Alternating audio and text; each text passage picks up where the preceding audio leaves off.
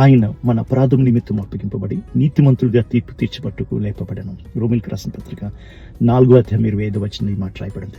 ఎందుకనగా మనం ఆయన యందు దేవుని నీతి ఎరిగినట్లు పాపమెరిగిన ఆయన మన కొరకు పాపముగా చేయబడను. సిలువలో ఆయన మన కొరకు పాపముగా చేయబడ్డాడు. పునరుత్థానములో మనల్ని నీతిమంతుడిగా నిర్ధారించాడు, తీర్పు తీర్చినట్టు. Case is closed.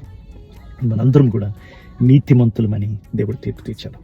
ఈ నీతిమంతుని కలిగిన ప్రతి దీవెనకు నిన్ను నన్ను దేవుడు పాత్రుడిగా చేశాడు. అందుకే యేసుక్రీస్తునందు ప్రతి ఆశీర్వాదము అవునన్నట్టుగా ఉంటుందని బైబిల్ సెలవిస్తుంది.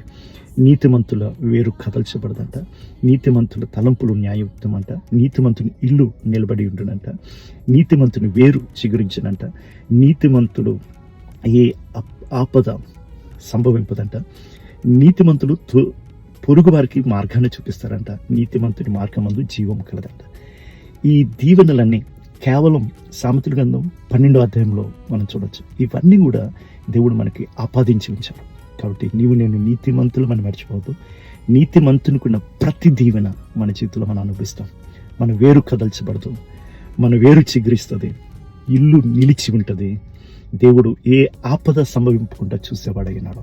కావున ఈ నీతి మన నీతి కాదు, దేవుడు మనకు కలిగించింది. కావున ఈ స్వాస్థ్యంలో దేవుడు మనందరినీ కూడా పాలిభాగస్తులుగా చేశాడు.